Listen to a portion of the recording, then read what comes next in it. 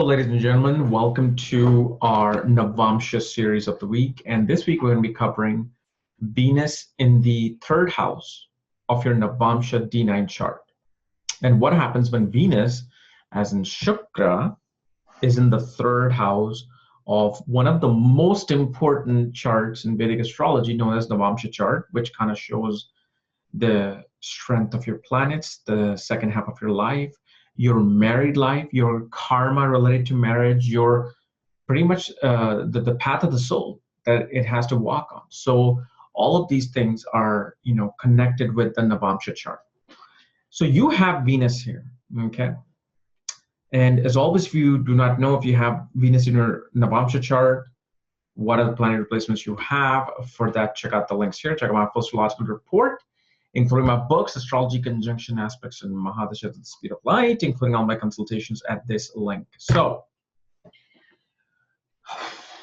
Venus in the third house, becomes a bit of a neutral position, okay? It becomes a neutral position for the Navamsa chart. Because here, on the most positive note, we can see that a person will do a lot of leisure traveling with their spouse.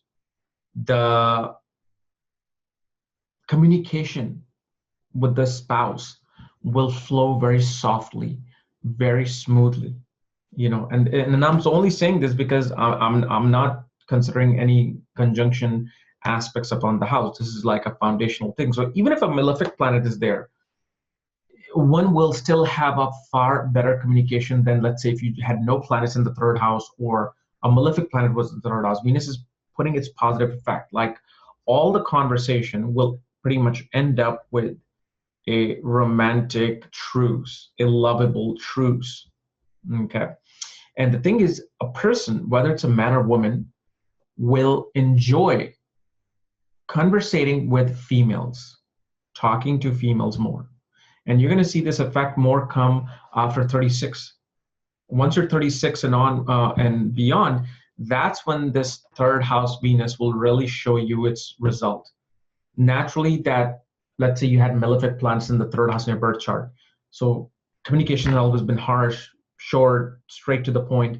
But now that Venus is in the third house, it transitioned between like 35, 36 to being more, calm, lovable, smooth, romantic, fun, communication, especially with your spouse. With your spouse, with a younger sibling. The other thing we also see is that you may suddenly gain through your father-in-law, suddenly gain money, luxury items through your father-in-law. Let's say, for example, and I'm not even talking about dowry or anything. I'm talking about, let's say, you have a great relationship with a father-in-law, which obviously with this particular Venus you should have. So let's say your father-in-law, has a very unique, antique, let's say watch.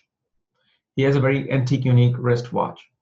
And this wristwatch is worth a lot of money now. And he's getting old. And let's say he has this great relationship with you, he might give that to you. Whether you're a man or woman, you will have this sudden gain through them. Also shows that you may somehow help with the legacy of your father-in-law. Somehow, either you may push forward the legacy of your father-in-law or help protect it, help revive it.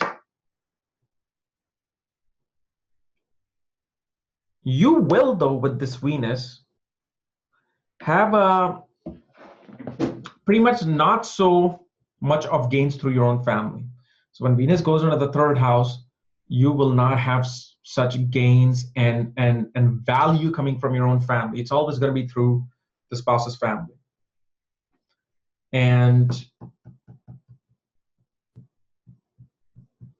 one thing we see here with this Venus is that joint assets will be very good.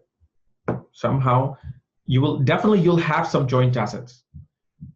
There will be, even if, let's say, you're not supposed, for example, it may not be $1 million, but at least even if it's like $1,000, it is guaranteed to come. So once you are married, and let's say you have the combination of marriage, joint assets will be there. But actually with this particular Venus, I have seen great joint, like your joint bank account just increases. Also shows your career revives. There's kind of like this transformation of career that occurs. And you may be surrounded by more women in your career, in your daily office life.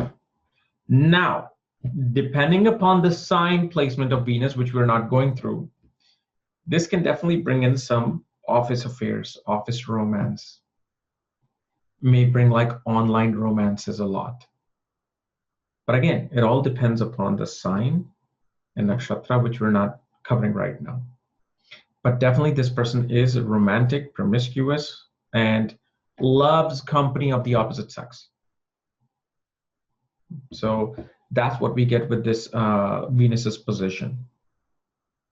But you got to understand, no matter which divisional chart we're talking about, you have to apply the same principles of the birth chart in the divisional chart. So third house is known as a Upachya house, as well as a Trik house, meaning 3, 6, 11 are known as Trik houses. These are obstacle-giving houses. And Upachya is something that grows better with time. So on one hand, there's this effort that needs to be made with the marriage, with communication. One has to always put in the effort, but day by day, that effort improves. The condition improves over the period of time. And at the same time, it's a Trik house. So that means one deals with quite a bit of changes in their relationship, in relationship in general. It doesn't have to be with the spouse, just relationship in general. There's like an evolution that occurs in a person's life. Most of the time, let's say your relationship with their spouse kind of stays the same. It's kind of like flat line. You guys are happy, you guys fight, you guys argue, you guys go out. But then with this person, there could be an evolution, like, okay, so you guys are fighting, you guys are this, you guys are okay. And suddenly it takes this turn to now you guys are doing spiritual things together, meditating, yoga, going to different retreats. And it takes another evolution where suddenly you guys decide that, okay, we are now so spiritually advanced that we don't need each other, but we're going to be staying with each other, but we're just partners now. There's evolution that happens with this particular reason, and especially depending upon the condition of it. Now you must be thinking, well, my Venus is debilitated, oh, it's going to be bad. Again, pay attention to the fact that debilitation is not all the way through. Like I told you before, when Venus is debilitated in a chart, for a woman, she'll be very stunning. For a man, he'll get a stunning wife. A wife that walks into a room or a party and everybody's just like locked on her. So that's a most important thing that occurs.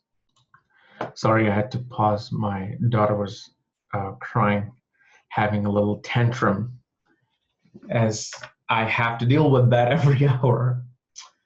So as I was saying, you can get a stunning person, but one thing you want to pay attention to is the Navamsa nakshatras. Navamsa nakshatras, are something very, very important. I mean, they're like as concrete as anything in the birth chart. Over and over again, we see this over and over again. But yeah, this is like a neutral position, but it becomes better with time.